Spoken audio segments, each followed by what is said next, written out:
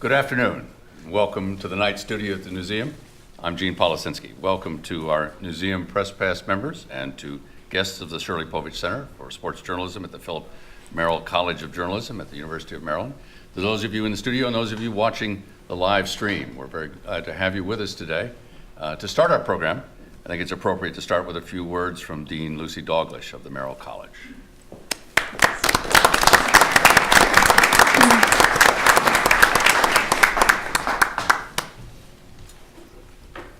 Thank you, Gene, and thanks to all of you for coming on this beautiful afternoon.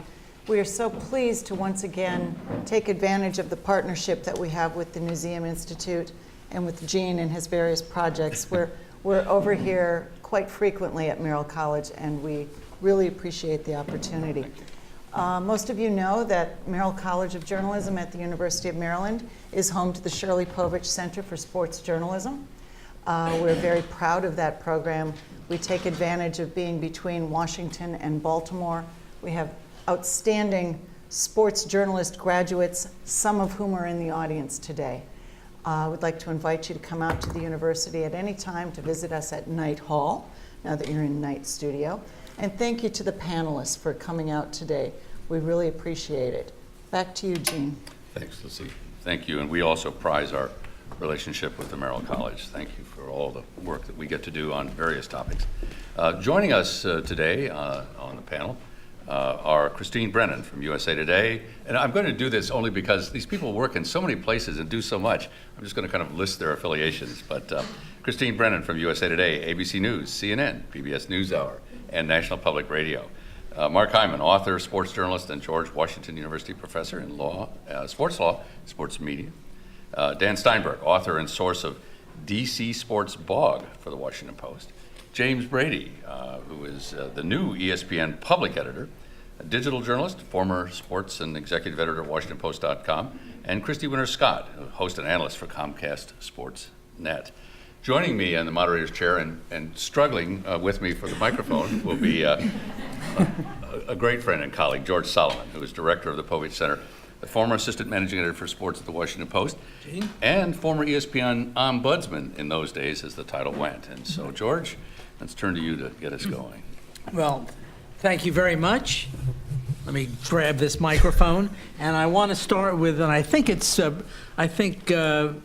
we'll start with Christine Brennan, and I think the question is apropos for this panel. Christine, what bugs you most about sports media today? Well, besides any of the panelists or me. well, I was going to say, George, good anticipation, that if you'd asked me this question in the 80s or 90s, the answer would have been you. That's a joke. What a setup. It was a total setup. And don't let the passage of time stop. Well, no, but no, George, that's the complete opposite of how I feel about George. George was our sports editor when I was at the Washington Post for 12 years. Such an honor, great years, George, and thank you so much. So that couldn't be farther from the truth. And to be here with so many colleagues and friends. And I also have to say, Gene, to you, I'm so glad you're here. Last year we did this, and you had just had major surgery, and you're walking great, and it's terrific to have you here. Thank you. Yeah, I thought about the option of surgery again, but no. And actually, you're the reason originally that I'm now at USA Today, so thank you for that. So needless to say, indebted to many, many people here on this panel, and of course, great to see so many friends out here. What bugs me about sports journalism? I think just those who don't get it right. You know, our job at the end of the day is to get things right. Whether it's an opinion, whether it's breaking news, whether it's a feature, you should have the facts. And as we rush and hurry, and shall we stop for a second? And shall I introduce? Perfect. Perfect. Hey, Kevin, thank you. It wouldn't be Washington if there wasn't traffic and delay and all the rest. Yes. Kevin Blackistone from ESPN, the Washington Post, and National Public Radio. So thank you. And the Merrill College faculty. That's right. That's we. And a fellow Northwestern Wildcat. So there we are. Great. All the more reason. No, I think that's it. Anyway, just to finish my thought that you know, these days we're rushing and we get things. It's Twitter. I love Twitter. I love all this. You know, there's nothing about this I don't love. I'm so thrilled to be at this time in my career being able to have these tools that we did not have even 10 years ago. So I love it, and I think I know we're going to spend a lot of time talking about that, Jean and George. But from the standpoint of old school journalism, which I hope I still practice and I try to every day, is just at the end of the day, if we're wrong, what do we have? What are we? And I see a lot of mistakes. I see a lot of mistakes in political reporting. I see a lot of mistakes on A1.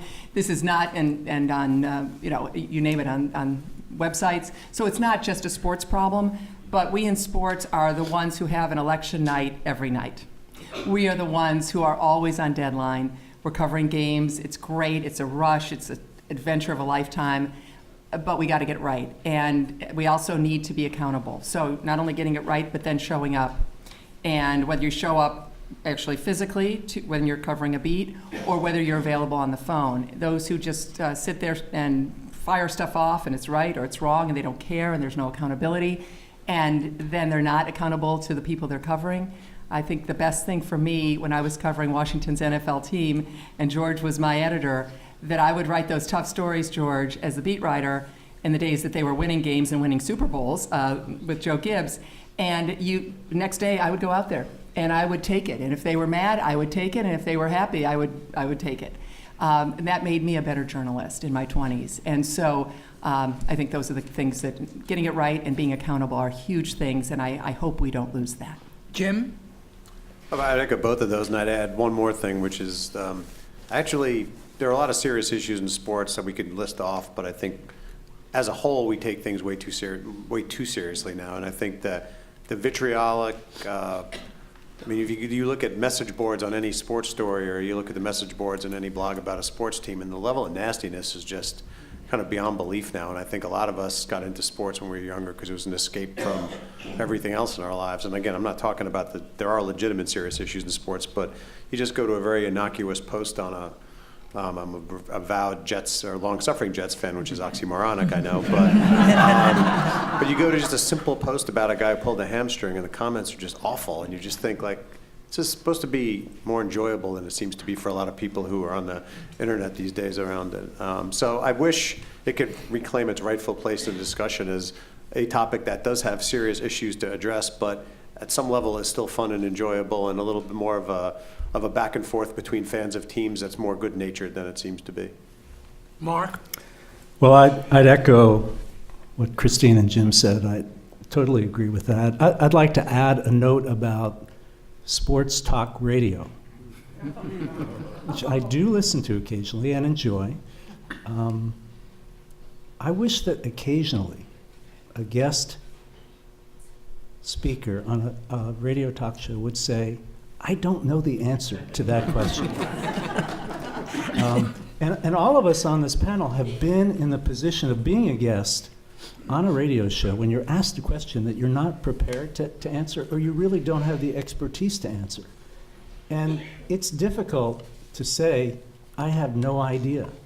But I think that would really add to the level of discourse on sports talk radio. When you really don't know, and you're not in a position to answer authoritatively, just say, I don't know. And I plan to take my own advice next time I'm on the radio. Christy? Well, I would say that definitely for sports radio, I'd like to echo that as well, because I listen to it sometimes, and there's a lot of female sport bashing on sports radio, if you've heard that. Yes, so I'm not the only one. I know a couple of times I've actually called in to say, excuse me, can we set the record straight? So I think it goes along with what I was going to say at the beginning of this, which is the equity issue with the coverage of female athletics, whether it's high school, college, or professional level. I don't think that's up to par across the board. I know there are stories written. I know there's ESPNW that only covers women's sports, and if you want to go and get your fix for female athletics, you go to ESPNW. But I think there's got to be a way to get more coverage across the board on all medium to get women in front of everyone. And it's not to say that it's more important than men's sports. It's not, but it's the same. And I think equity, is the biggest issue for me. Dan? I could talk for an hour by myself about everything that I hate about Please sports don't. media. There's so many things that bug me. I just get paralyzed by it. Get a blog. Yeah. Okay, I'm going to do two things real quick. The first is I think sort of the pressure to always be doing something and to be doing it so fast and so quickly and so short maybe that I think it prevents a lot of us. Certainly I feel like it prevents me from doing stuff that I'm more proud of or that I would want to show my parents or want to save in a scrapbook somewhere. Because I still have stuff from when I started doing this 15 years ago. And I took a lot more time on everything, I think. And there just wasn't the pressure to write 18 things a day. You could maybe write 2 things a week and feel good about that. And I understand that it's probably better for consumers, I think, a lot of times this way, but it is worse for us, I think. And then I guess the second thing would be it's so easy for us to track who's reading what at the Post. And in our new building where we're moving next week, we're going to have monitors all over the newsroom that show how many people are clicking on a certain story at a given time. And it's like to what Christy was saying, it makes you want to write about things that people are going to click on. And it makes, as a sports writer, it makes you want to transcribe Stephen A. Smith ranting on ESPN because it's going to get a lot of clicks. I mean, I'm not joking. It's like a weird pressure that you're kind of being drawn to the worst impulses sometimes because you know that a lot of people will click on it. And I do it all the time. But why would I write about, the women's volleyball team somewhere if I know no one's going to read it? And I can write just garbage about the Redskins and people will click on it. And I think so. I think the way that we can so quickly measure what people are reading has led us to some bad places. Kevin, the question on the table is, what bugs you the most about sports media today? Bugs me the most about sports media today? I don't know. I mean, first of all, I'll just pick up on Mark's point of view and just say that I'm not a media critic, for one thing, although I've written criticism of sports media for American Journalism Review before it was defunct, and here and there in my column space, I really don't consider myself a media critic and don't spend much time on it. I'd rather spend much more time on doing journalism. So, what bugs me most about it today? Probably just the focus on the entertainment aspect of sports, rather than on the critical issues in sports, and rather than looking at even the entertainment aspects with a critical viewpoint. I was in the gym this morning, and I was watching ESPN's college football lead-in show, and there was a reporter talking about Derrick Henry, the fantastic running back at the University of Alabama, and the reporter was exclaiming the fact that he carried the ball for 46 times in his last game, and then once in high school he carried the ball for 59 times, and that doing this is something he cherishes and something that's a hallmark of him. And I'm thinking to myself, well, if he continues to carry the ball in college at this rate, his professional career is going to be redacted significantly, which means he's going to be able to earn much less money, which means that if he gets hurt early on and can't play X number of years, he's not going to benefit from the pension in the NFL. That I hope he's going to have something to rely on other than his physical attributes. So the fact that we continue just to celebrate sports and not examine sports. How many of us here want to see this new playoff format in college football expanded from 4 games to 8 games? I've been in that debate any number of times without talking about the fact that means that football teams who last year played a 16th game, which is basically an NFL schedule, in order to win a national championship and bring in money for their universities, will now have to play maybe an extra game.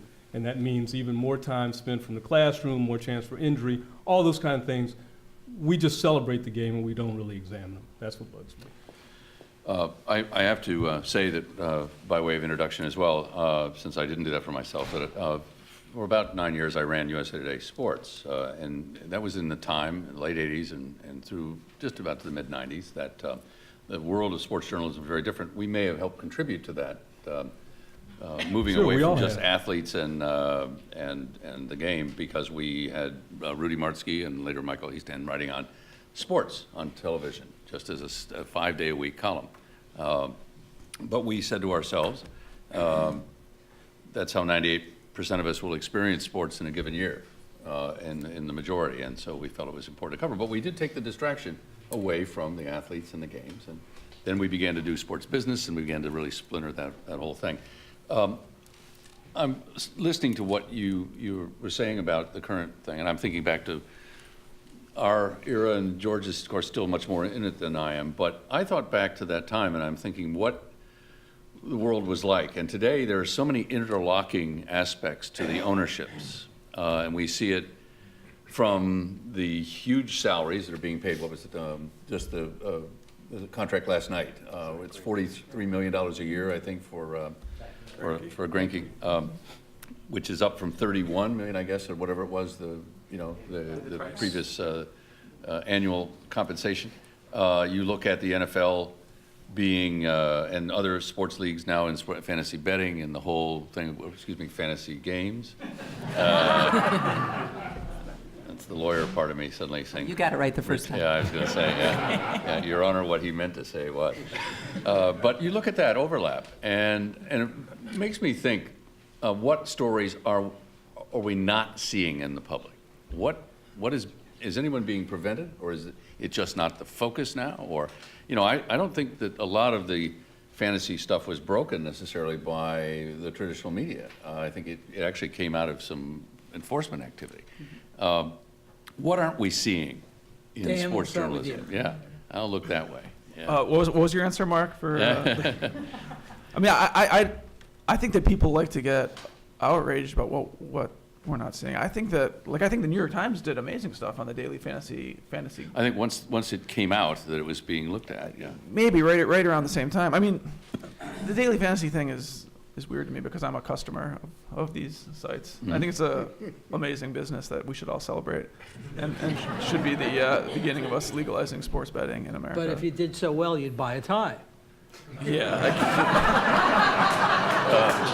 Once an editor, always an editor. You got to say this.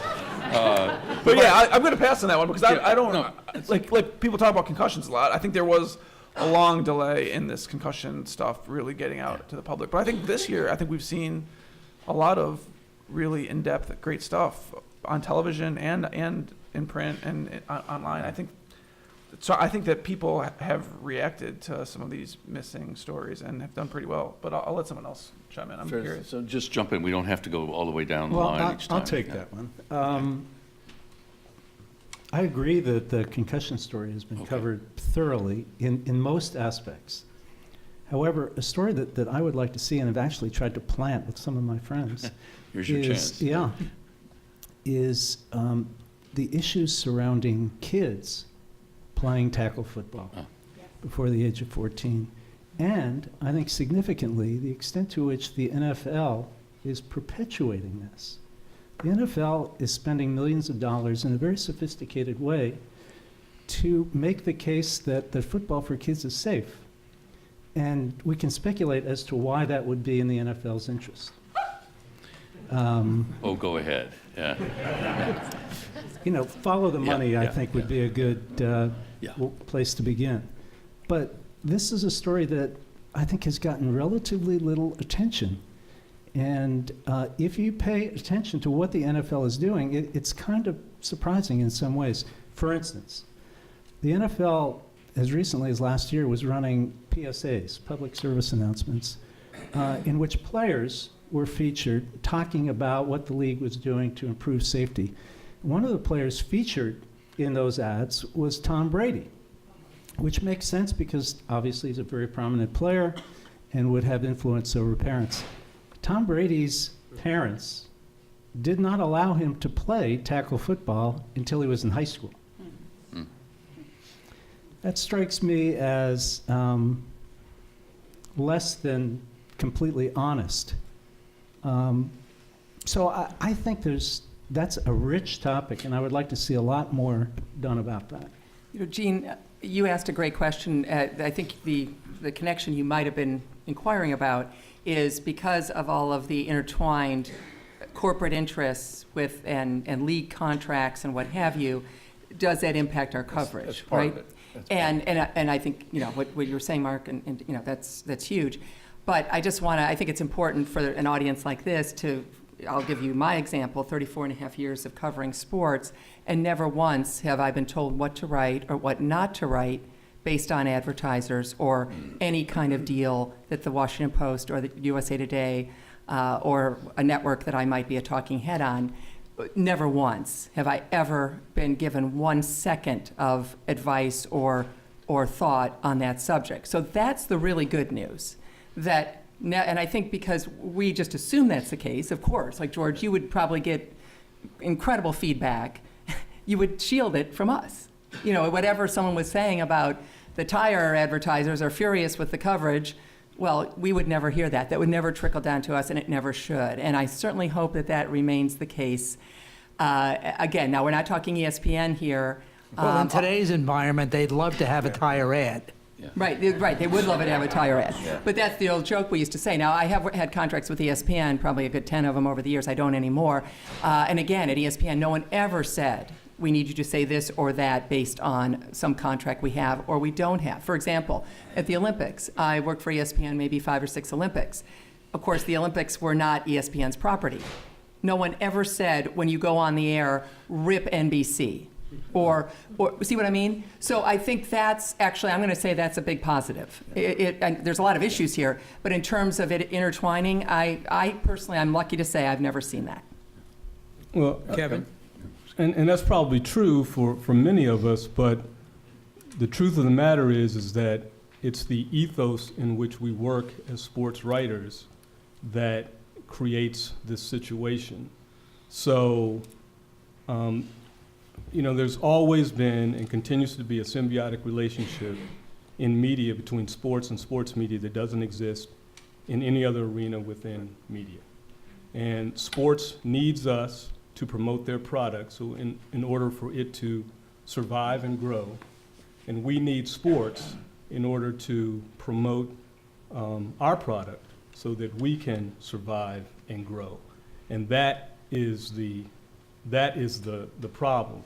It's easy to look at ESPN and point out and ask ESPN, how can you objectively, if we strive towards objectivity, cover the University of Texas while at the same time you have a $300 million contract with the University of Texas to provide and promote and build out the Longhorn network to cover all their sports, which is primarily a promotional endeavor.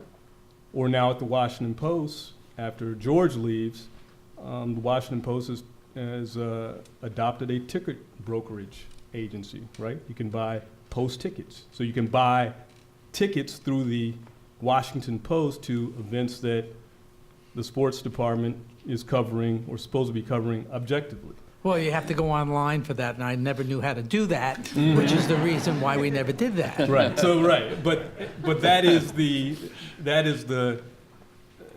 that's the pot in which we all kind of let me exist. interrupt from what Mark said, is that I would think last year or 2 years ago, NFL officials, executives probably sat down and noted the decline in participation among young people in tackle football. And they probably said, how can we improve that?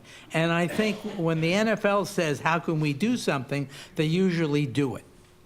Can I just say to Kevin, I know it's totally conventional wisdom that we need the leagues and the leagues need us. I feel increasingly like they don't need us, like as the Washington Post. Like maybe the George Washington basketball team needs us, but like the NFL, I don't think needs us really. I think they would be just fine if the Washington Post stopped covering them, really. Well, I'm not talking about the Washington Post. I'm talking about ESPN. I'm talking about Fox. Yeah, I think I'm talking the about TV CBS. thing gets to be different. Yeah, but I think that like the daily newspaper's role in providing like promotion for the NFL teams is really different. Well, now than it used to be. when in California a few years ago, I can't remember if it was the LA Times or the Orange County Register stopped covering the Mighty Ducks. The Mighty Ducks went out and hired that reporter to continue that coverage for them on their site. So they may not need us specifically, but I think that if the Washington Post tomorrow stopped covering the Nats will probably increase their coverage by going out and hiring James Wagner or whoever is left covering, or Chelsea James to cover the Nats. Okay, Christy, you had a point. Yes, I think just what Dan was saying, I think that for the Washington Mystics, for example, I'm the color analyst for them in the summers and just for the home games, but I think the coverage locally for the local sports teams, especially for women's sports, I think could be even more so. I know that it's a brunt of a joke, but there's a lot of truth in joke, and we were talking about sports radio, but these women are putting their whole lives basically into their sport and into their craft. They play overseas. They're the only professional athletes that play year-round. They usually have a week or two off for the entire year, 365 days. They go overseas and play. They come back. They have a week or two to get prepared for the summer seasons. And, you know, there are a lot of backstories to a lot of these players that you have no idea about. So I think there's so much more to cover, and not just WNBA, but there's so much more to cover. And going to what Kevin said, one helps the other. So if the product is there, then it should be put out in front of more eyes to understand what their plight is, what their experiences are. And I think there is a human interest in that aspect. Well, I should also point out that in England, several newspapers have been barred from getting credentials for various Premier League teams and below Premier League because, for the simple reason, as you said, those teams don't need media coverage. I think it was actually in this room now, perhaps a year and a half ago, the owner of the Caps sat here on a panel, and we're talking about just the nature of the business, saying that their website now has gotten to the extent that when somebody said something about something had been written, I think, in the Post, he may have been being glib, but he basically said, I don't care. We have such numbers now on our site, and we drive our attendance and our business through our site. Yeah, his emails to me tell me that he does care. I'm always Twitter feed reminded of also. that. Yeah, always reminded of that. But you know, it's an interesting thing. But he was talking about driving ticket sales. You know, he wasn't really talking about coverage of the game. And I remember asking the question, what about the negative story? And he went to a different answer. He didn't want to approach the idea of a negative story on his website. Well, and I could just say, too, I mean, I think there's always stories out there we don't know about. I think the thing we got to continue to discuss is that while there may be more news brands, there's brands out there covering sports now than there have ever been, and more people writing commentary about sports than there have ever been. The number of people actually doing sort of enterprise investigative journalism about sports is way down from where it was 5-10 years ago, like it is in almost any other part of a newsroom now. And I think if you look at the two stories we've talked about here, I mean, the daily fantasy thing started because a guy made a mistake and uploaded something on, I can't remember which of the two sites it was, but it really was something that tipped off that there was a story there. I'd love to say the press dug around and surfaced that. They didn't. It was really because somebody made a mistake that got spotted. And I think in a lot of ways, and this is just one man's opinion, but if you look back at what started a lot of the issues around concussions in the NFL, it was Dave Duerson committing suicide and shooting himself in the chest to preserve his brain. So a lot of times there are signals out there that we pick up on, but it's not like we actually really, in a lot of cases, picked up either of those two stories. It was something that happened that drew the attention to it. And I do worry about that we don't have enough people covering sports the way we not covering the games, but actually covering those issues. And in the realm of coverage, what happened to objectivity, particularly in sports broadcasting? What happened to the Vince Scullys, and what happened to the Ernie Harwells, who looked at a game objectively, and instead of rooting and screaming for the home team? And let me start with Jim on that. I would say we might be glorifying the past a bit on that one, but I mean, I feel like there've always been broadcasters who were, in a lot of cases, were pretty obviously rooting. I mean, not obviously is probably a stretch, but I haven't doubted for 50 years Vince Scully's hoping the Dodgers will win the game. I think he delivers it in a way that's iconic, but if I listen to the Mets now, I don't necessarily feel a whole lot differently about that. I think where you see it differently is at the next level down, where you see. So on the writing side, if you go to any sports blog about any particular team, there's no doubt who they're rooting for, and they will take any fact and run it through whatever prism is required to make it positive to that particular team or negative to another team. So I see it more, I guess I don't see it as much on the broadcast play-by-play color as I do in some other places. You will in your new role. I will in my, well, and I certainly can name a couple of places, a couple of teams where I would say I have seen it, but I will. Christine? Yeah, I think that it's, for those of us who are not cheering in the press box, and I think that's pretty much everyone up here, it is the notion of hoping someone wins is a foreign notion to us. And I would agree that Ernie Harwell, as someone who grew up listening to Ernie Harwell on the Detroit Tiger games from Toledo, that he certainly, it was a happy day when the Tigers did win. But I think that what we want to have is a sense that the coverage is fair. I do think people want that. Although I must admit, watching political coverage, I wonder if we're not seeing some of the same thing in sports. By that I mean, if you tune into MSNBC, you know what you're going to see politically. If you turn into Fox, you know what you're going to see. CNN, I obviously, full disclosure, I'm employed and get paychecks from CNN, but I think you're going to see something more down the middle. Is it the same in sports? Do people want to hear what they want to hear now?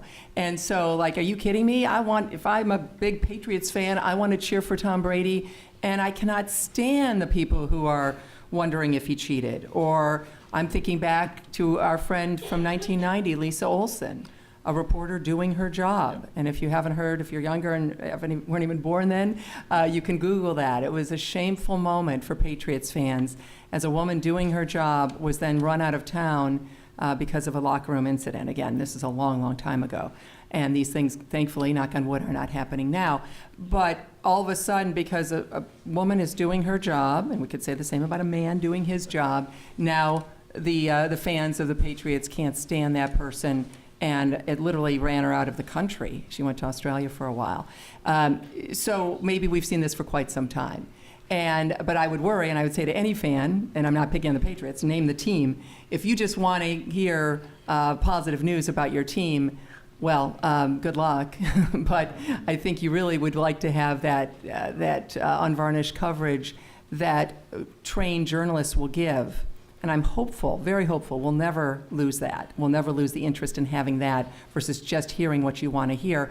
I'm hopeful, but I'm looking at our political coverage, and I'm wondering if maybe we might be almost in that time now throughout every topic, not just with politics. Christy?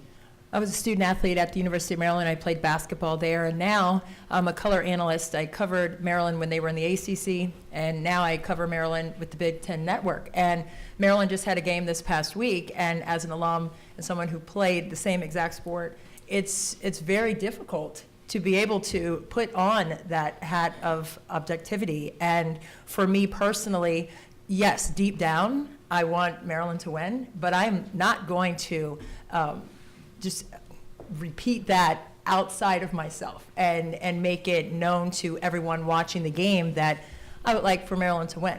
But Scott Van Pelt, who is very open with his loyalty to the University of Maryland, I don't know if you saw his coverage when Maryland played Georgetown recently, and after the game he was talking about Bentleys and all the things in College Park, and just wide open with his fandom and his loyalty to the University of Maryland. So everyone's different in that regard. So I think you have to be very honest with yourself in terms of how you want to be seen.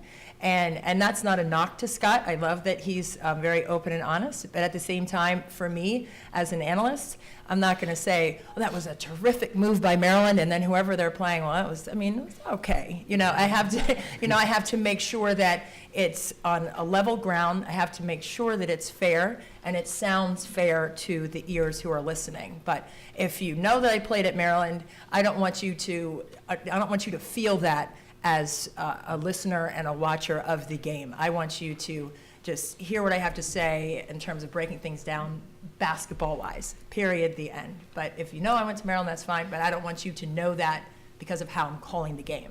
I have to say I was struck by the people who worked for me and with me that they were sports fans, but they weren't necessarily the hometown type of fan. It was easier at USA Today, but I think you go to most people who live in this business very long, and when you say, what's your favorite team, the answer is the one that gets it over by deadline.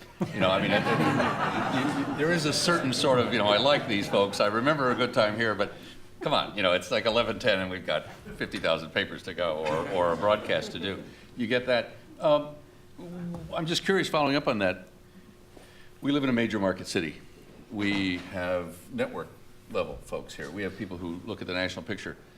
You go to a town with local coverage, local television coverage, and when it comes to the sports segment, I keep having to remind myself as I travel around the country, is that produced by the team or not?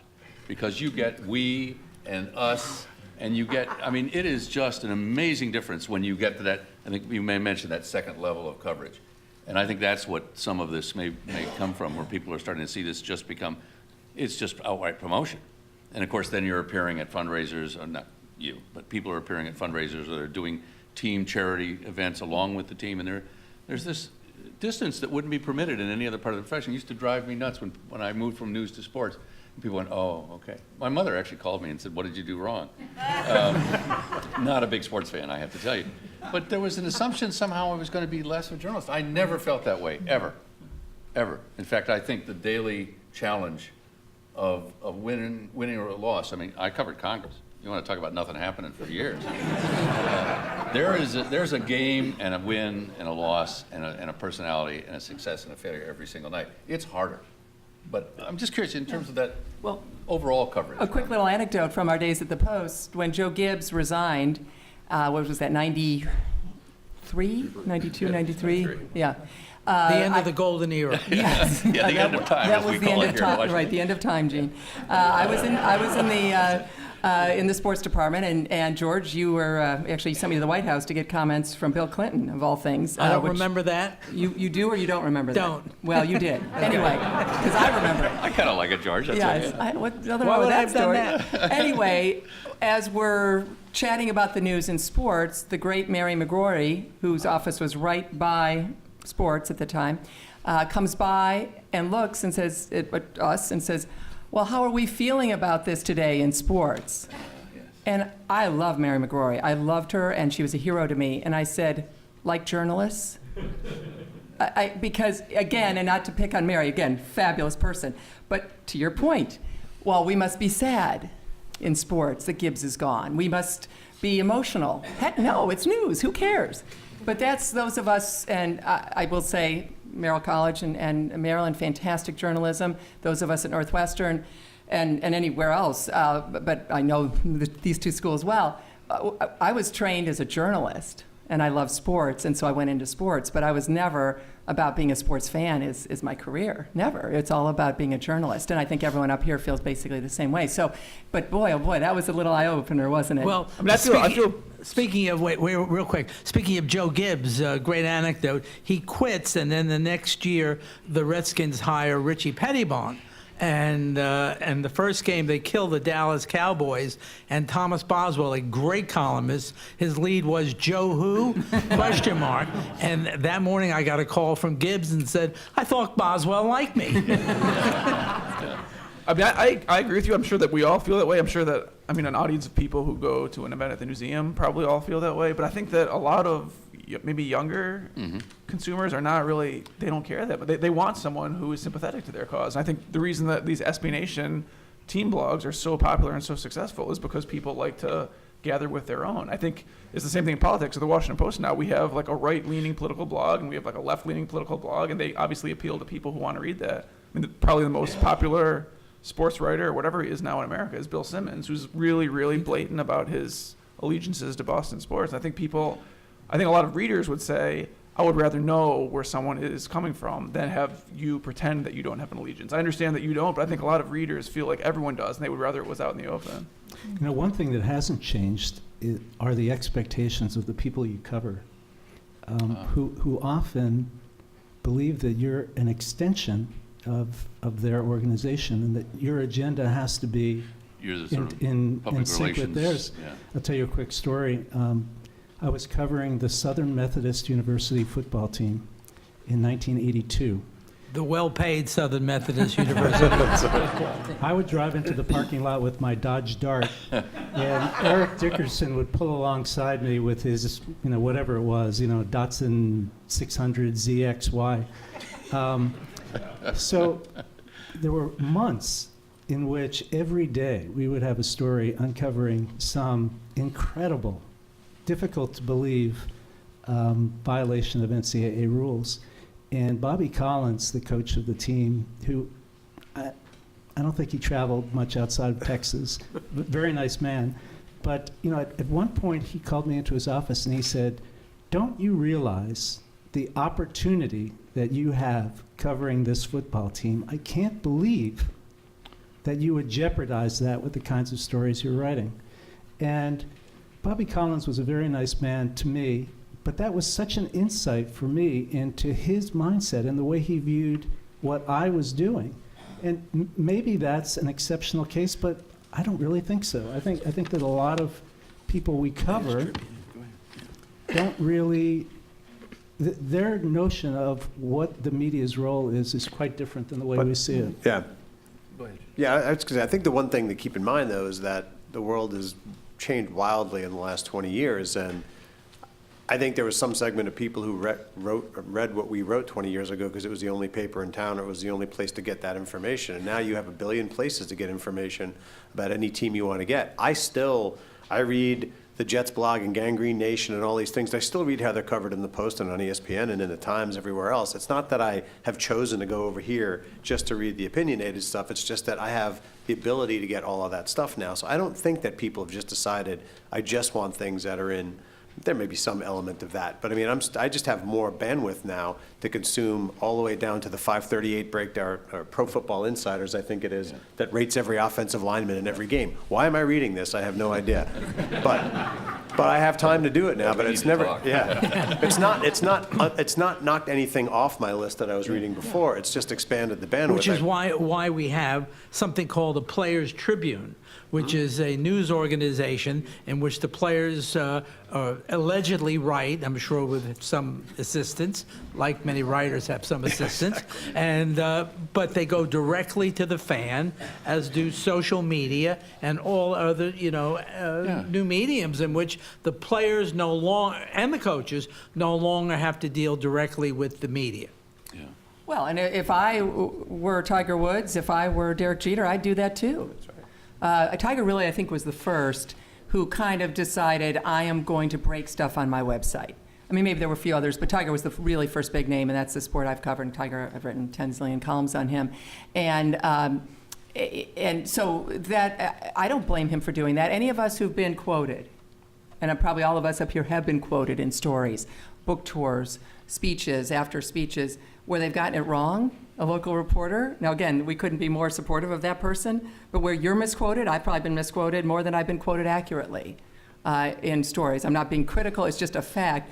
I totally understand why you would then go ahead and decide on your website, especially if you're a rock star athlete and you've had it with the media, to go ahead and do that.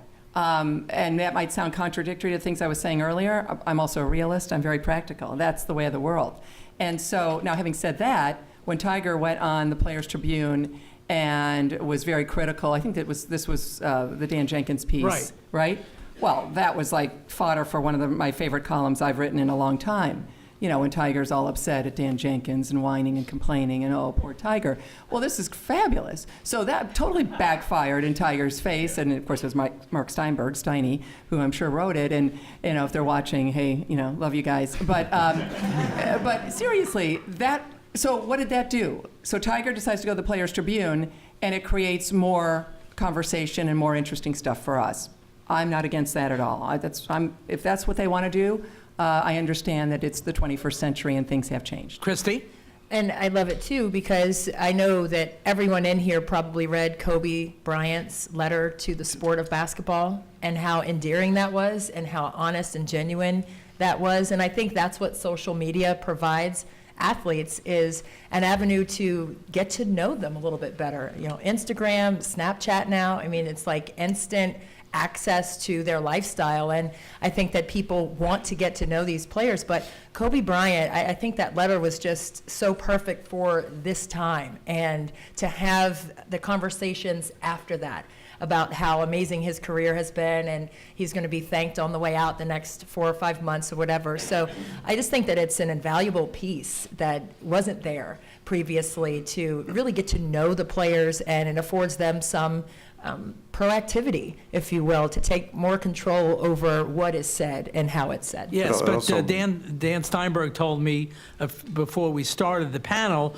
that he was at a Redskin event recently in which Billy Kilmer was complaining about what the Post did 45 years ago to him. So if there's no direct communication with the press and with the media, what are they going to complain about in 40 years? Profanely. I think that you're probably right about it makes fans feel like they know athletes better. I think in a way, some of these things make it harder for journalists to know athletes the way that they used to. And I'm judging this mostly from what people have told me. And obviously, it still happens where they do get to know each other really well. But so many of the situations where we interact with athletes now are so artificial and forced and controlled by PR people. And like college athletes, they put them on a podium like this, and you sit there and talk to them, and you don't know them at all. You don't feel like you know them in any way at all. It's not the same as going into a locker room and having an hour to talk to a kid the way it used to be. So I feel like my worry about stuff like that is it just kind of segments us away from them, I think. There's certain things I see on the Players Tribune that I really like. For instance, there's a feature they run periodically called A Letter to My Younger Self, which I think is a brilliant idea, and it is often very illuminating and gives you an insight into what an athlete in the latter stages of his career really thinks about his body or her body of work. But, looking at the Players Tribune, I often wonder, what about those players who in previous eras were non-communicators? Dave Kingman, Steve Carlton, Yeah. Eddie Murray, who Dwayne Thomas. Dwayne Thomas. Really skewing young here today. Would we Look be it up. seeing essays from Dwayne Yeah. Thomas on Players Tribune? Sure That would. would be fascinating. If that vehicle had been available to players who, rarely or never spoke to the media. Well, this brings up an area that I guess I'm concerned about, and that is that for as long as we've had popular sports, we've had what today we would call mainstream media. I mean, they sort of, radio, and then obviously there was mass newspapers and such. But you had a conduit in which there was a degree of attempt at professionalism and a sort of focus and an expectation of the reader and a known delivery system. And the kindest thing today to say is that's fracturing. The unkindest thing is to say that it's all just disappearing and becoming a jumble. And I'm looking at a few collective years, which George and I tilt in one direction in terms of this relationship with readers and consumers and fans. But your blog, The Bug, is one thing, but there's 50 other opportunities for me, and they come and go, and I don't know who they are. And I'm beginning to get confused looking at the news environment. And I'm just curious, where do you see this going with these, maybe if we can Kevin? start, Kevin, this proliferation of avenues from the players themselves and agents, and I don't know who writes what. I hope the players write some of these things. I know if they get successful, there'll be less player engagement because professionals will move in. Where do I go for the news of the game and the stuff I can trust? I mean, you go to whatever you enjoy, whatever you get the most value from. And I think it's like going shopping. There are a gazillion craft beers on the shelf now, and I taste one, I like it. I taste another one, I don't like it, and I don't go back to it. I think that's the case now, and it's all been created by a digital age in which anyone and everyone with a computer or a mobile device can create a platform of communication for themselves and for their associates or for their friends. I think credibility is the only thing media has left in the 21st century, but I get to taste the craft beer to use that. The problem is when I get that story coming back, I don't have the ability to taste the truthiness, if you will, of that story. Well, and that's true, but that's the case for everyone. I mean, the worst case of journalism, and certainly sports journalism in the last 3 or 4 years, is a product of traditional journalists. and that's the Manti Te'o story. And had it not been for an untraditional outlet like Deadspin to That expose came out it, and did, yeah.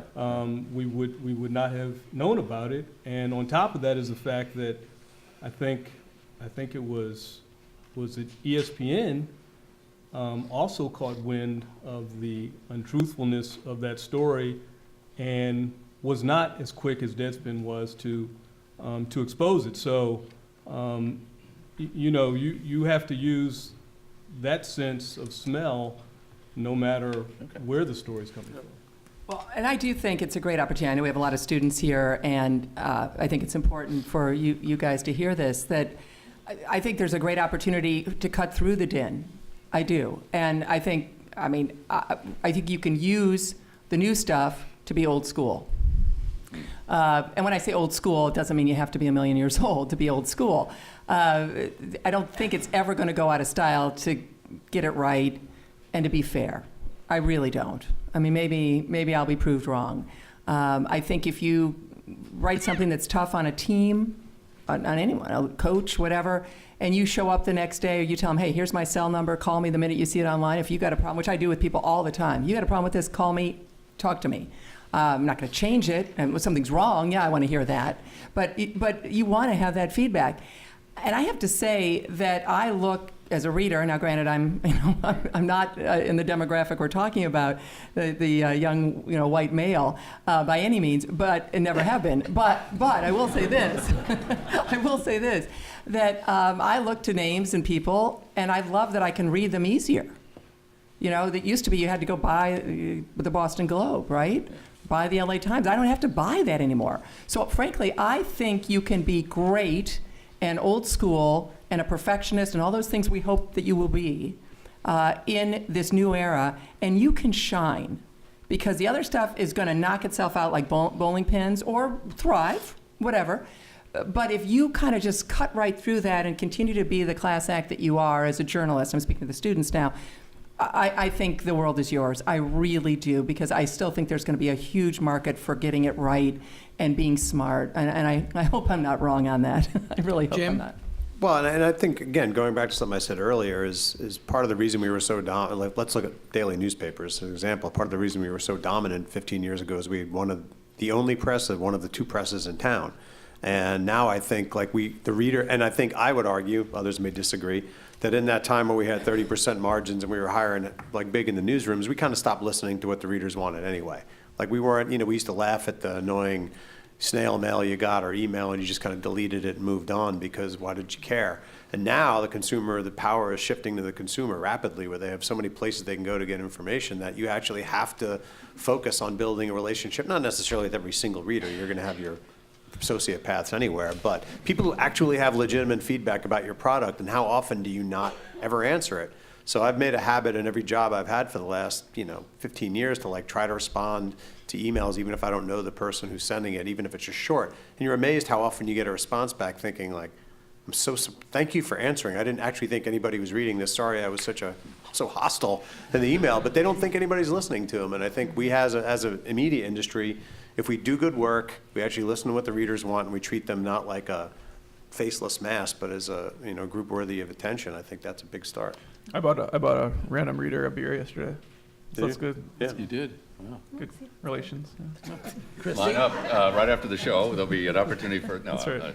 I got a keg out back, anyone who That's wants. Christy? You could be, Christy, just before that, if you would start to move toward the mic over here, if you have questions for the panel, we'll be going to that in just a minute. So if we could get 3 or 4 people headed that direction, it'd be great.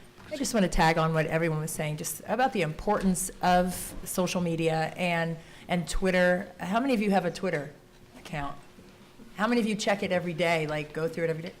Okay, so as journalists, we check every day on stories. If we have, for me personally, if I'm covering a team, 2 weeks out, I start researching what's going on currently with that team. Are there any injuries? And all of the information is right there for you. So for the students, again, like Christine said, you have such an invaluable moment right now to use your resources that are right at your fingertips on a daily basis. So I just think the accessibility of universities that update their Twitter pages and professional teams that give you the information that you need for great coverage is right there for you. So the world is yours.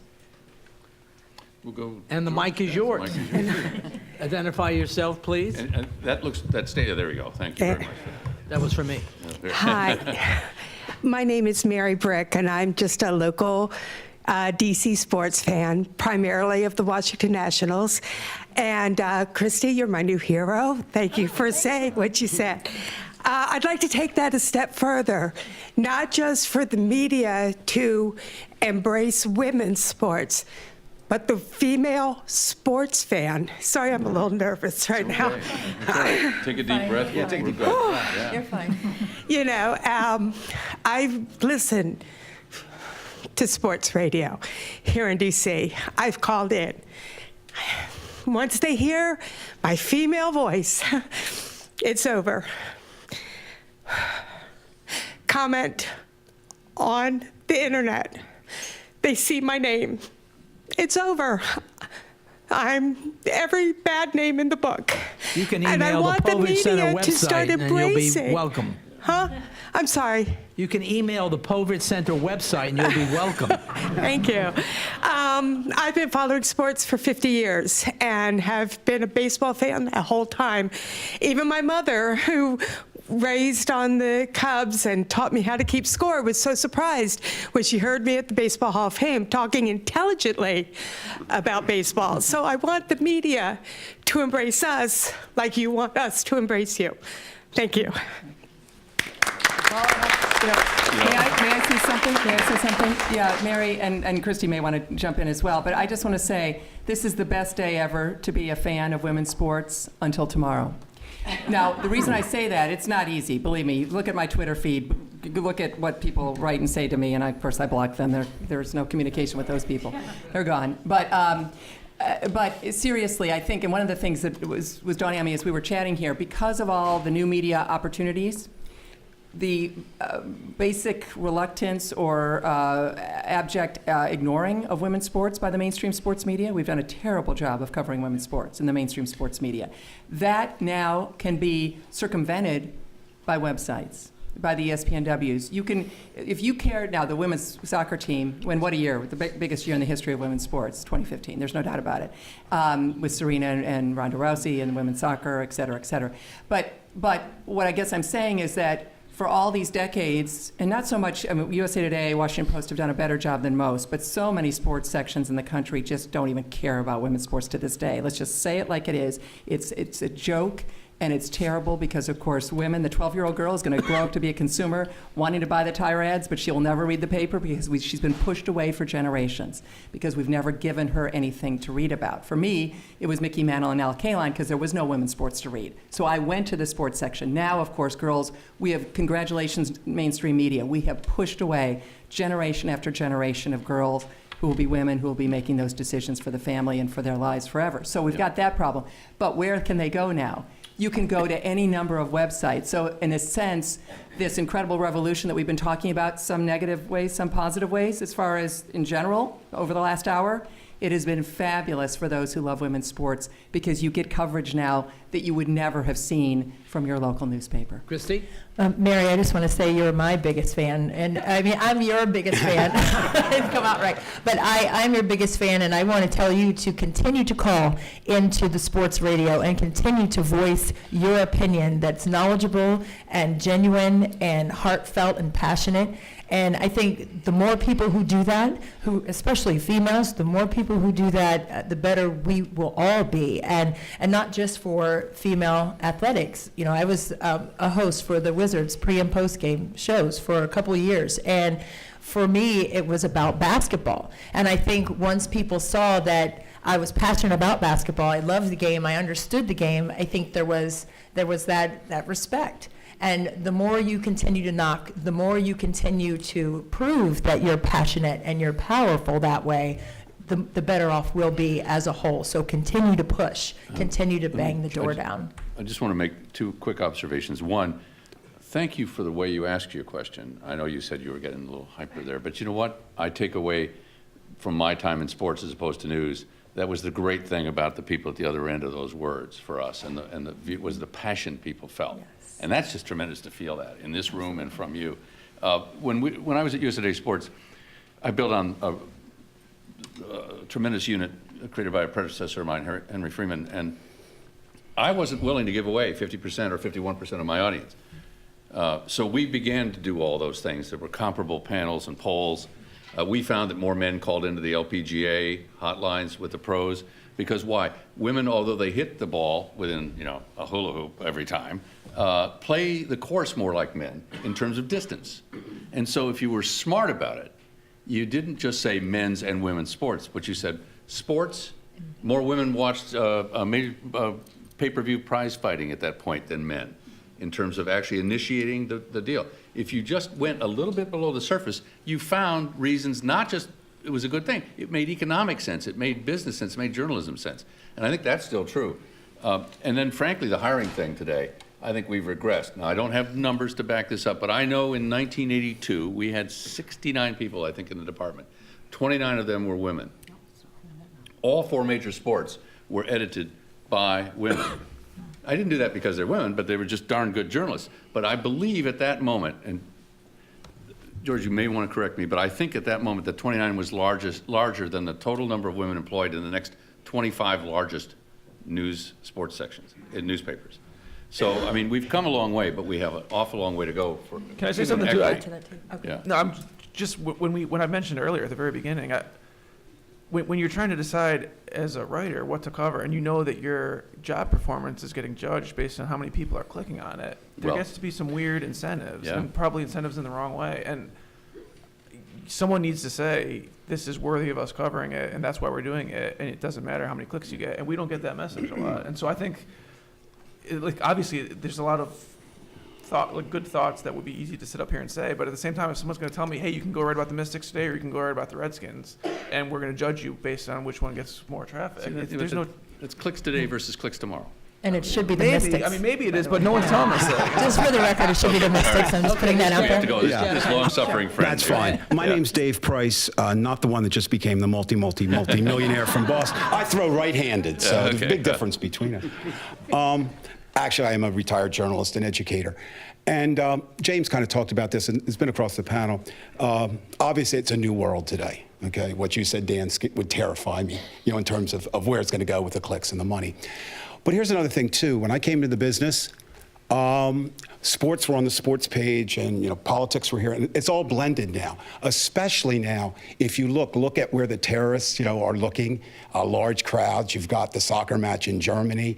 You've got that kind of thing. So, since we have much more than 200 years of knowledge up there, and that's just George alone, if we could get some, a cheap shot, Davey. I know it was, but you can take it. You're that good, I know. But no, the idea of it is, what do you see happening, and will that cause more problems for sports as they merge? I mean, are you going to have to have how do you handle that? There's the game, and then there's the parts of the game, and then the fan, this whole thing. Where does it go now? Okay. Well, no, and if- you're talking about internationally and terrorism and Yes, and just in terms of, sports is no longer the naive, innocent thing it might have never have been. But, Dave, and I the agree with you, except FIFA. I have to go back to 1972. I was going to Munich, right, and of course, Munich. of And course. so, that for those who don't know, Right. you can Google that, but it's one of the worst days Ever. in the world, much less sports, when 11 Israeli athletes and Yeah, coaches if I were could just killed make by one Arab comment on terrorists. that. If you go back and watch Jim McKay and those people, they did an outstanding job. They did. They really yeah. did. That's one of journalism's high moments, I think. Absolutely, and it made Jim McKay's career, Right. and he was not supposed to be on that coverage that day. It was Correct. supposed to be Chris Schenkel, and they put McKay on, and it's fascinating, an absolutely fascinating backstory there. Anyway, but so in some ways it's been linked for a long time, and one of the reasons I love covering the Olympics and love covering these big sports is because you do get issues. I mean, you're not ever rooting for terrorism, but Sochi, for me, while it was bland and sterile, it was one of my favorite Olympics ever because you just had nothing but issues. Putin, we had no idea what he was doing with Ukraine. Obviously, at that point, that's horrible. But his anti-gay laws, the issue of terrorism, the issue of security, my goodness, it was a field day for journalists. And again, I'm not cheering one way or the other on those issues, but if they present, bottom line, they present themselves to us and we cover them. So I think that's my answer. Others, I'm sure, have it. The thought that this is our world today. We're journalists. Again, we're not cheering in the press box up here. We're covering stuff. We're giving our opinion, hopefully based on somewhat intelligent analysis. And so I welcome it. It's horrifying as a human being. Obviously, we all feel terrible. But we're journalists, and here we are, and we're ready for it. Okay, the next person with a Thank you. either a Nationals cap or a Walgreens cap. Oh, it's Nationals. I'm Chris Gentleviso, proud Northwestern Wildcat. My education, graduating 2009 at the Daily Northwestern, we had a mandate of 3 sources in order for an article to get published. The ads were set before the paper went, and we filled in what we wanted to see covered. Over my career now, as I get closer to dinosaur era, we see more and more aggregated news sources, more and more cases where former players are taking positions, coaches in media, and at the same time, the consumer is not putting money into our industry by paying for the news. What solutions do you see for the business model and how that can improve the strains that are on today's journalists? That's a very good question. Jim? Well, I guess I would argue, first of all, that for the most part, people haven't really paid for journalism for a long time anyway, whether it's network television or terrestrial radio or even the newspaper. I mean, anybody who knows the bottom line of a newspaper know that at the heyday, 90% of the revenue is from advertising, not from circulation. So I don't think looking down the path of getting consumers to pay huge amounts of money to directly consume things is the way to go. I think, what a lot of companies are starting to do now, which I think has some value, is to try to build community. Going back to the answer I gave before, trying to build relationships with the readers in a way that you can do events and you can actually build communities that you can actually monetize through that process is one way to do it. And 2, I think it's just being smaller. I mean, the stat I always tell people is that I think at its height, the Washington Post had 1,000, right? Probably in the newsroom, George, if you added like 900, something like that. And now it's probably, Dan might know, 500, 550, maybe it's 600 now. When Watergate happened, it was 375.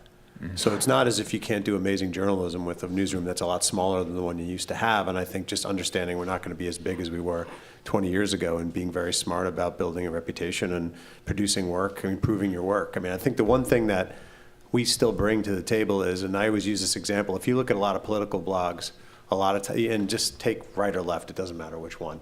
But one day they will excoriate the New York Times for taking a position on something they find to be reprehensible, and the next day the New York Times will write an editorial that supports a position, and they throw it up and say, see, even the New York Times believes this. And that the beauty of that is it's like there's the value behind the New York Times that makes whatever position they take interesting. And I think making yourself interesting, making yourself valuable, and having a reputation that can stand up to scrutiny, I think is the way to build.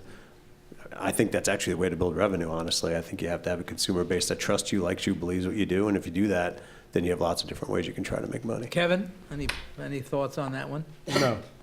Okay. It's a business model, no. Okay.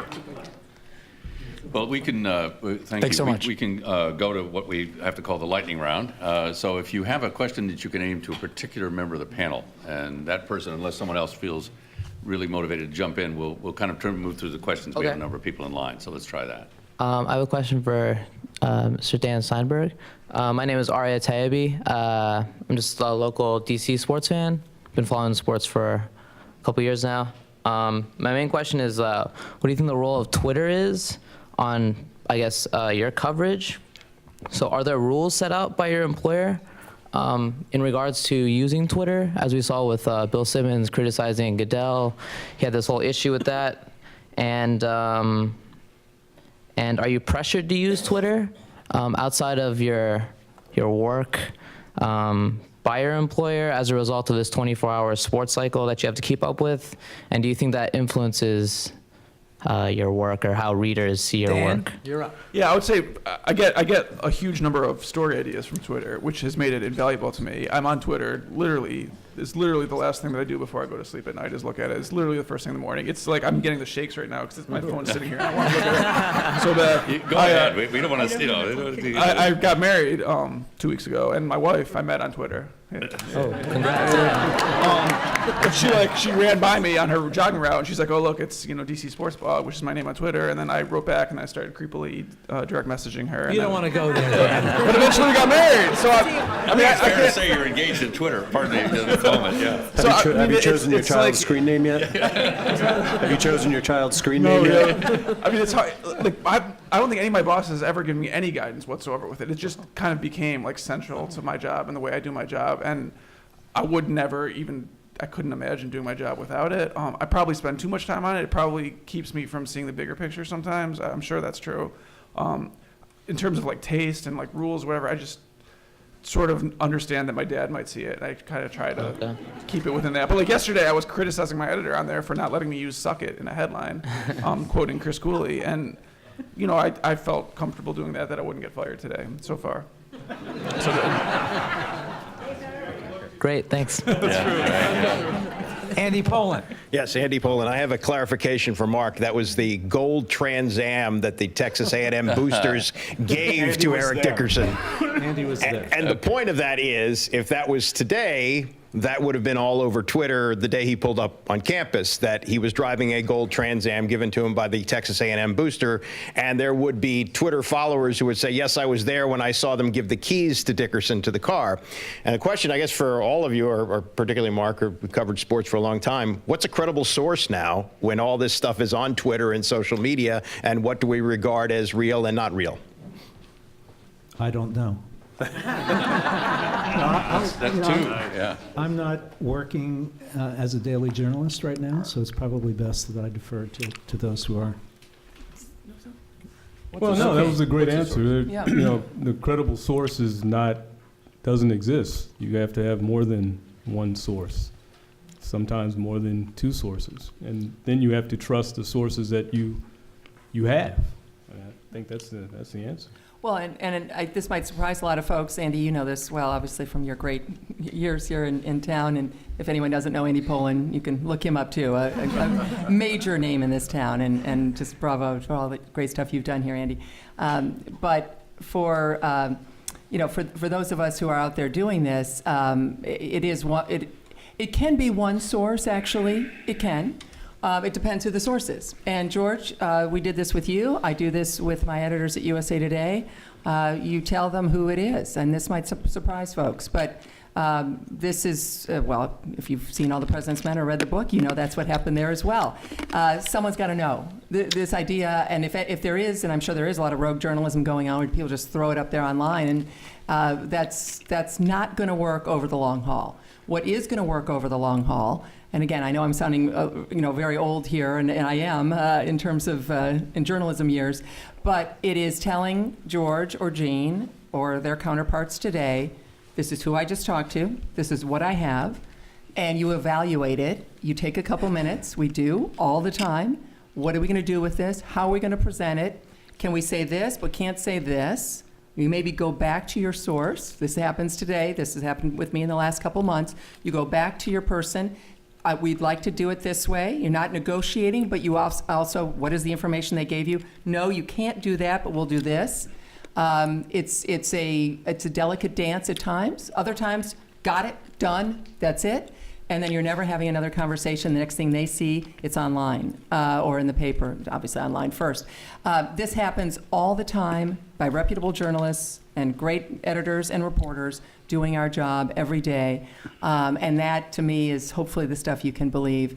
The best thing I can say, and George, you were great at this, if you know more about your beat than the coach of the team, then you're doing something. And there are times, if you're on this, the way that like Liz Clark is on the NFL team now, or Chelsea Janes and James Wagner on the Nats, if they're on top of it, they know so well. So when they hear it from a source, they know it's true because they've been there every day and paying attention, doing the groundwork that lets them be able to break those news stories.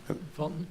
First of all, my name is Fulton Liss, and I want to thank everybody on the panel for articulating all their wisdom about the sports media and sports writing. And I've been a fanatical sports fan in the Washington area for well over 60 years, at the risk of displaying my entire age.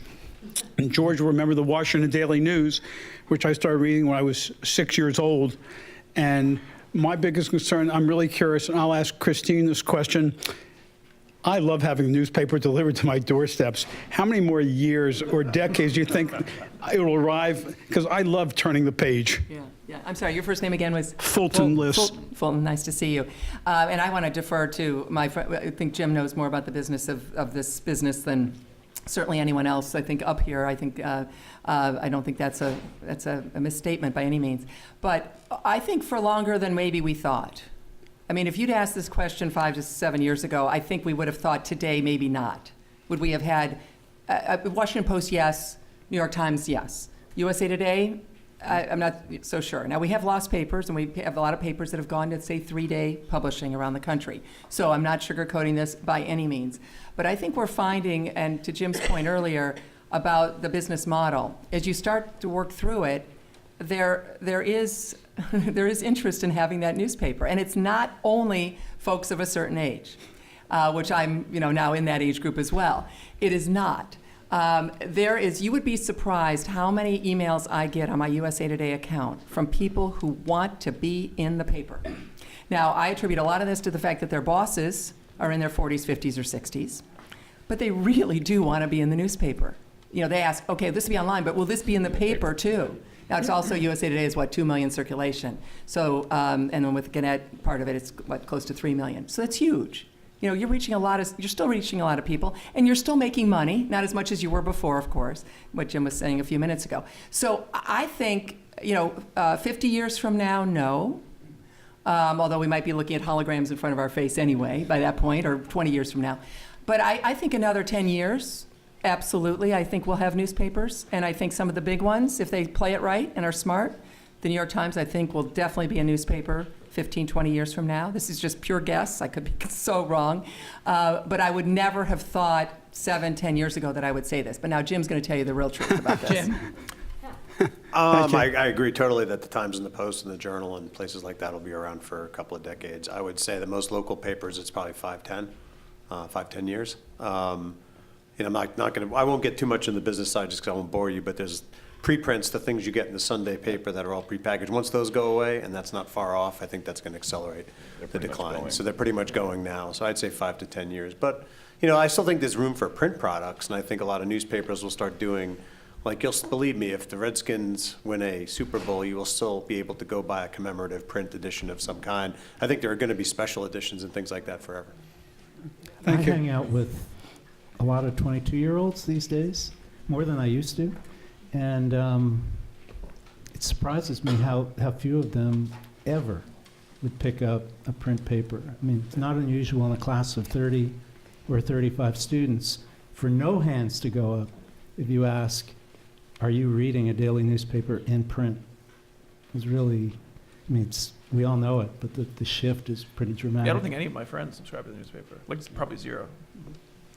You're up. I find print the less bias. My name's Heather. I'm from South Florida, a longtime sports fan. And I'm just curious because to me it seems as though with the addition of mediums that the scandals in sports have just escalated. Do you think that it's just people are paying more attention because there's so many different mediums now and outlets to find this and that, about individual people? Or is it like people are just making too much money? What are your thoughts about? Christy? I think that everyone in here is a reporter, and that's the issue outside of this Newseum. Everyone has a smartphone. If they see some shenanigans going on and they know who that person is, boom, they're filming it, and TMZ is on it, and then it blows up on Twitter. It's a Twitter fire, and then they're exposed.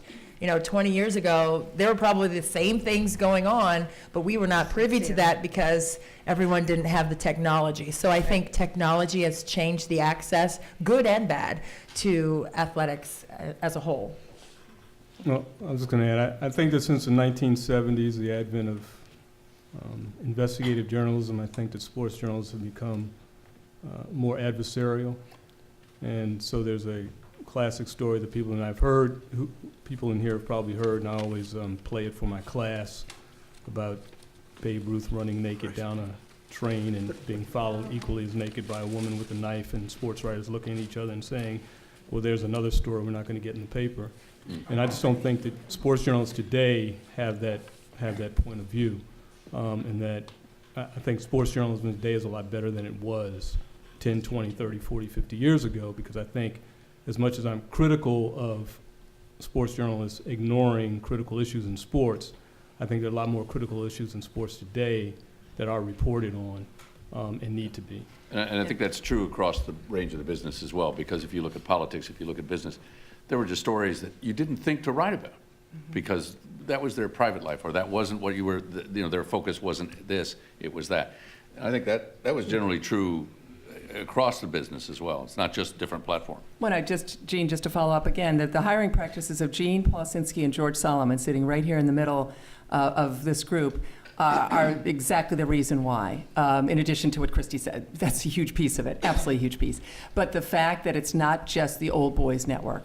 It's not just, God love them, old white guys covering sports. You've got, in that Babe Ruth scenario now, Kevin, the people you would have sitting at that table, who would be these beat writers covering the Yankees going back in time to cover it. That would actually be a fun time travel scenario, wouldn't it? You'd have a woman. You'd have a person of color or two, depending on how many reporters you're going to put into this group, who would go, are you kidding me? And that's their sensibility. That's why you have diversity in newsrooms, because you have the conversation. You have someone go into an editor's office and say, why aren't we covering this? Which is I did with you, George, several times about a women's U.S. Open golf tournament or something. That's why you want people who don't look the same and don't have the same backgrounds. And I just celebrate that. We are definitely doing a much better job in that area. We're doing a better job, but it is like, I'm not as enthusiastic about it. So every year, a guy by the name of Richard Lapchick does a report. He calls the Associated Press Sports Editors Racial and Gender Report Card. The last one that came out covered 2014. And in that year, this report shows in 2014, 91.5% of sports editors, 90.2% of assistant sports editors, 83.5% of columnists, 85% of reporters, 83.3% of copy editors were white. The percentages of males in those positions, 90%, 90.1%, 90.2%, 87.6%, 87.4%, 80.8%. So when 8 out of 9 of everyone involved in sports reporting is white, and mostly white male, there's still a huge issue, especially given the fact that when you talk about the major sports that get covered, the people that play them look like me. And if you look at this panel, you look around this room, you understand what that means. And so, and even more disturbingly, is that with the advent of the internet and websites, the consciousness that Jane and George had in terms of diversity has not been translated and has been lost. And so a few years ago, when I'm at a conference of sports blogs, and Jamel Hill from ESPN asked AJ Delario, who at the time was editor for Deadspin, why it is that almost all of his staff was white. He says that's because most of his audience is white. And so that's kind of the consciousness that you have in new media today. And that's a really, really troubling thing to have to combat. Right, and I absolutely don't disagree with you. As you know, I spent my entire life fighting for women to get into the business, and to be at 11% is terrible. But of course, it was 100%. Those numbers were 100% back in the day we're talking about. So glass half full or half empty. I can't disagree with you, Kevin, but I do think we're doing better. What we need is having people get angry. What we need, Mary, going back to your point, is having, if these numbers bother you, they bother me, they bother Kevin, they bother all of us, call up, if you are only reading men in your sports section, call up the sports editor. They don't think you exist right now. They think you're happy, that you love it. If you're reading a blog and you do not see, and you look at the pictures and you don't see a person of color, any ethnicity at all other than white, pick up the phone, well, in this case, email them. An email or two is actually heard, because they don't think anyone is paying any attention to this. If there's no women's sports coverage in your paper and you're on a website, if you were to email them or send it, they would be shocked, because they think it's only white men reading them. So it does, I think the consumer does have a bit of a role to play here, just a bit. Thank you. Thank you. You're next. And we're going to try to get through all of the people who are standing, but we'll need a quick question, and then, again, if we can, maybe a quick response here, just to be respectful of the Jason time Pico, here. longtime DC resident. I have a question about, I guess to Christine, about all the new media and the fact that what always seems to get covered is name famous athlete. They're on Twitter or Facebook. Unbelievably, incredibly stupid statement. You know, whatever, and then it's the response, and it's like you tune in, and it's like you're watching CNN, breaking news, and it's just like it's a tweet, and he said something stupid. I mean, where are we going with that, and why is that as much coverage of that? All right, Chris, stupidity. Yeah, stupidity. Well, George, during the days when the NFL team here was winning games, as we said earlier, George, there was a player, number 72, defensive end, Dexter Manley, and he would say some of the dumbest things. In fact, look it up; it's hilarious, and some of it's not so funny. And he obviously has had a very difficult life. George actually told me that I was banned from quoting Dexter Manley, and it was one of the better decisions you made, George. My point being, it's like taking, and I feel bad, others can talk to this, it's like taking candy from a baby, right? These quotes, it's the lowest common denominator. Your question is great. Yeah. It is, easy, great. And then to Dan's point, right, or for all of us, For the Win on USA Today, which is a very popular site, you take those 3 or 4 paragraphs and you just put it online, and you also tweet it out and whatever, and boom, and now you're seeing those numbers go, and for 3 or 4 hours you're having a field day. So it's just easy, lowest common denominator, lazy, but here we are. Hopefully. Yeah, but so that's the consumer's fault just as much as it's our fault. Because they're clicking on it. Yeah. Well, I don't blame that's a clown question, bro. Jerry. And we move next. Hi, good afternoon. I'm Jerry Saxon. I come from the team side of sports, and just 2 comments. One, you guys have seen blowback from owners and managers from teams when you write negative stories. I think you need to understand that it's family. And when somebody attacks family, there's a visceral impact to that. And I think you need to understand that. And George, you get into the Hall of Fame for the number of calls that you took from Abe Pollin whenever there was a negative story. I defer to Abe.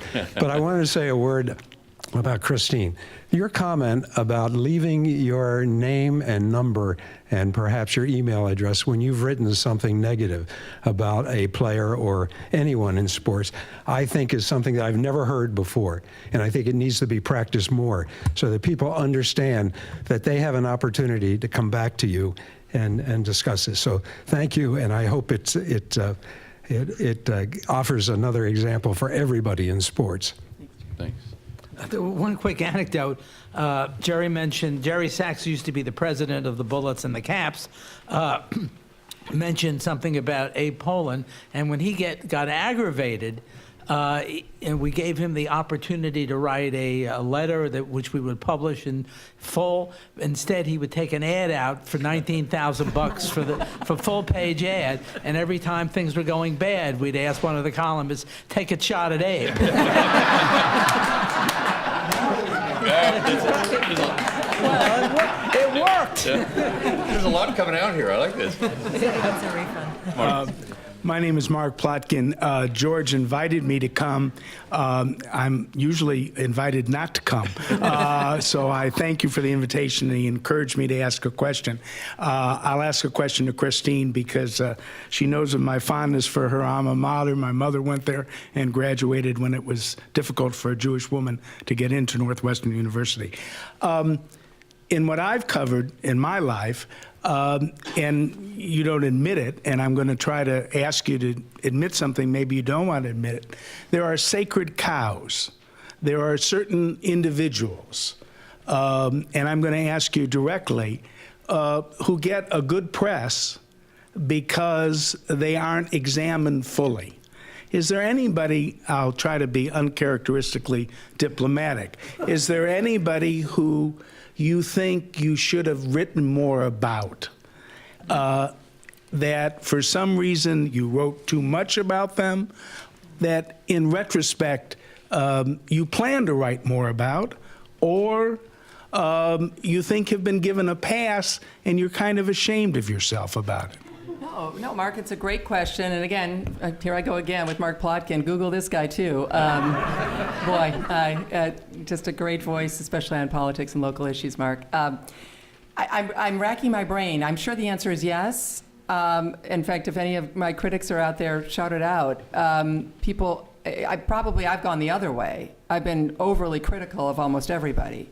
And I'm smiling as I say it. If some of these people showed up here, from Jay Schrader, our friend, remember Jay Schrader? Yeah. Or Tiger Woods, or Ben Johnson, or any of the steroid Bobby people in baseball. Beathard, don't mention. Beathard, that's right. By the way, his grandson's playing tonight for Iowa.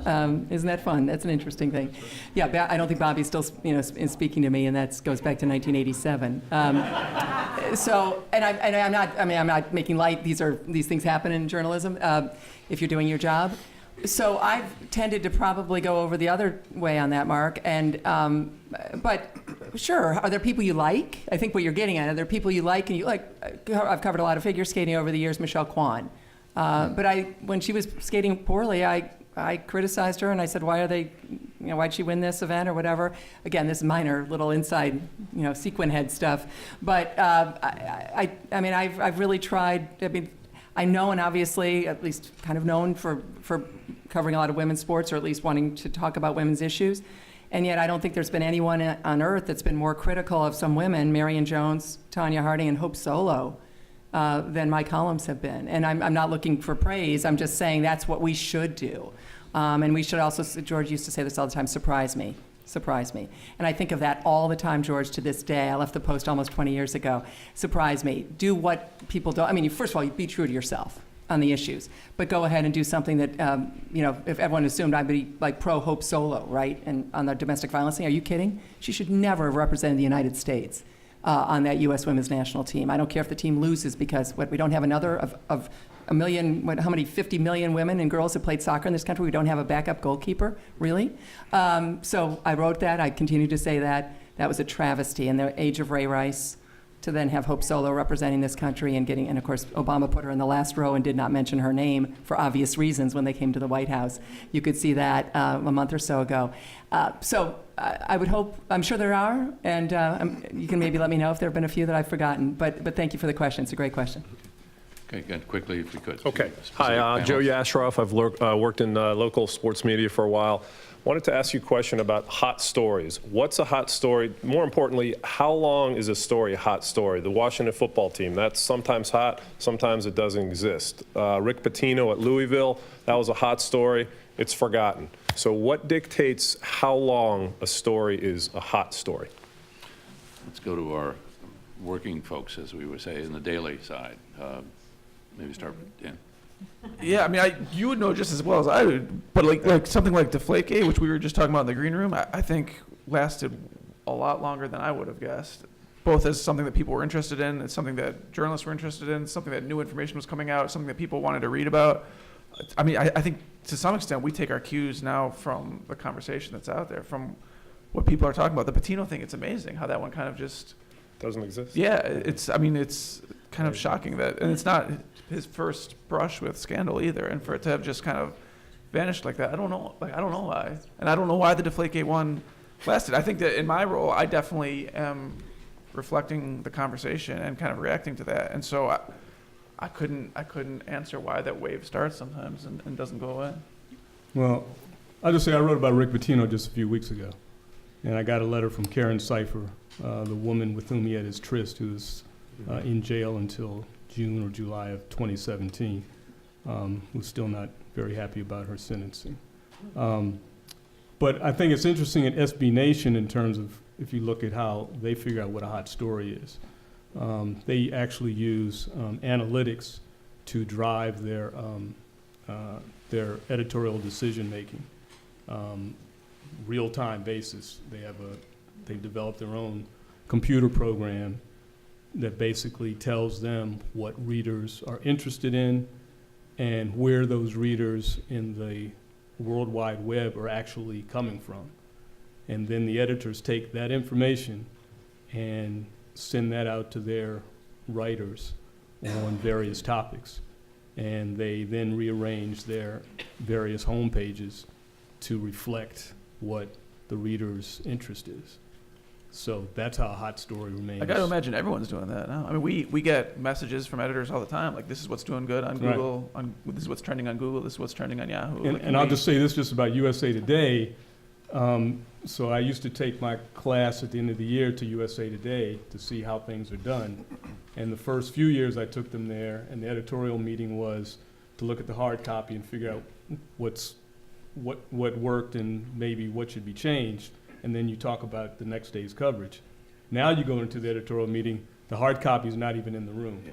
You look at a big screen, you look at the analytics of every story, and Mike Foss, who just left to do the same thing, I guess now for Yahoo, would give the report, Fox, would give the report about which stories are hot, which stories are not, what to move off the homepage and what to move into the homepage. Yeah, I think we had 5 television screens in the entire sports section when I was there, and there's one every 3 inches now. Well, last question. Yeah, good afternoon. Earlier you spoke about in the present day how the consumer's a lot more empowered today. My question really has to do with the power that you do have now in the Hall of Fame process. I don't know, Christine or Kevin, if either of you are Hall of Fame voters, but can you talk about the evolution of the process? Is it certainly it's becoming more character driven, so I don't know, where do you see the evolution, one in the selection process, but also in the importance of character versus performance, both in either football or baseball? Well, I don't have a vote for baseball, football, any Hall of Fame. I do vote for the Heisman. And I did not vote, for example, on that issue of character. I did not vote for Cam Newton, 1, 2, or 3. I'm sure not everyone of my colleagues up here would agree with that. And then I did not vote for Jameis Winston, 1, 2, or 3. Integrity is a piece of is in the mission statement of the Heisman Trophy. What is integrity? Beauty's in the beholder. We could go on and on with that, but I'm just being honest with you. Sure. That was me. If I were voting on the Baseball Hall of Fame issue, none of these steroid people would ever get in. Of course, shame on baseball for not having drug testing, so you could have at least, thank you. Shame on MLB, both Bud Selig and really Don Fehr, who did his rank and file no favors, because not only is it an issue of cheating, it's also an issue of your future health. And if you're taking this stuff, as they all were, many of them were. And so, again, my opinion, only my opinion, but when you've got, if they'd had drug testing, like the Olympics had, going back, the Olympics has had drug testing since 1968. Major League Baseball started for real in 2004. Mm-hmm. So we're in the steroids era. We're still in it for baseball. We are still in it with just designer drugs. Bad chemists are way ahead of the good chemists. Anyone who thinks it's over, it's not over at all. And I think it's way worse in baseball than in other lucrative sports than in the Olympic world, because you can make so much more money in those sports than the Olympics. And the Olympics has of course, we know, has a steroid issue, performance-enhancing drug issue to this day. But if they had tested, the question you're asking, if they had tested in the 70s, 80s, and 90s, then we would have known if Barry Bonds had done something, or Mark McGwire, we would have had the drug tests, at least a good shot at it. Again, Lance Armstrong never failed the drug test. Marion Jones never failed the drug test. They're probably our first two male and female cheaters in the history of cheating in sports. But to me, it's real simple. And I know there could be a lot of criticism of my opinions. To me, it's real simple. And so I'd never, ever vote for any of those baseball, quote-unquote, steroid guys. Sure. I don't vote for anything, and this is just my thing. I don't impose it on anyone else. But I just think, I just prefer as a journalist to cover the news and not create the news. I have a vote for the Hall of Fame. I've never used it. Baseball? Correct, for Baseball Hall of Fame. I've never used it, and I get an email every few years if you want to use it. I say no. As far as the character issue, the steroids guys, I believe, I would vote all of them in if their numbers add up. And you might have read my column this week about the Hall of Fame. You might understand why. So I pointed out how Cap Anson, who made the biggest contribution to baseball ever, is in the Hall of Fame, but the notation of what his contribution to baseball is not in there. And he's the guy who drew the color line in baseball, which kept an entire group of people out of baseball for 60 years. If he's in and that's not noted, then the character issue to me is not an issue. Okay, I do want to introduce, before we close the panel, to introduce Mike Thibault, the head coach and general manager of the Washington Mystics, who's here. If he would stand up. Yeah.